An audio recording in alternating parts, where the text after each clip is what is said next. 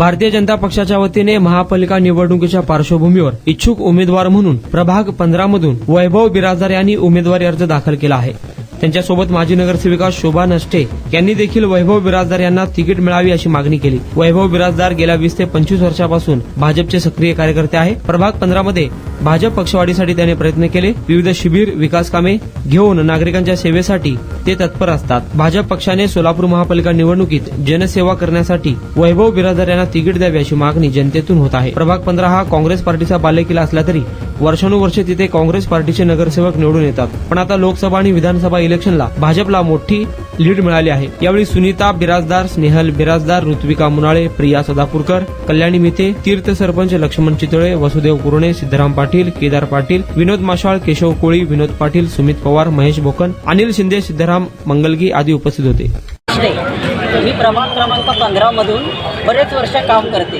त्याचप्रमाणे माझी नगरसेविका पण आहे आणि त्याच प्रभागामध्ये वैभव बिराजदार हा माझ्या अगोदर म्हणजे बरोबरच काम करतोय। इतके वर्ष त्यांनी पक्षाचे काम एक निष्ठेने केलेलं आहे। त्यामुळे अशी आमची मागणी राहील की आमच्या उमेदवाराला तिकीट पक्षाने द्यावं, त्याचा विचार करावा असं आम्ही त्यांच्याकडे मागणी करणार। मी वैभव नरेंद्र बिराजदार, भारतीय जनता पार्टी किसान मोर्चा सोलापूर शहराचा अध्यक्ष आहे। गेले 20 वर्षापासून मी भारतीय पार्टीचं काम करतो।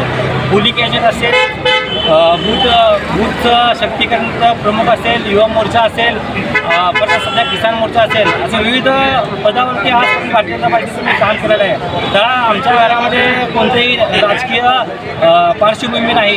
एक सामान्य कुटुंबातील मी एक कार्यकर्ता आहे। भारतीय जनता पार्टीमध्ये आम्ही 20 वर्षाच्या पार्टीचं काम करतो।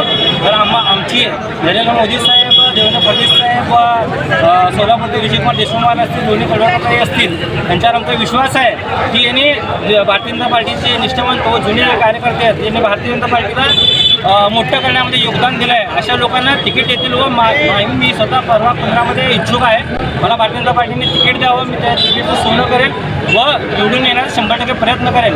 व तसेच भारतीय जनता पार्टीमध्ये जे सध्या इनकमिंग चालू आहे, काँग्रेस पार्टीमधनं काही नगरसेवक किंवा लोक आपल्या भारतीय जनता पार्टीमध्ये आलेत, त्यांचं आम्ही स्वागत करतो।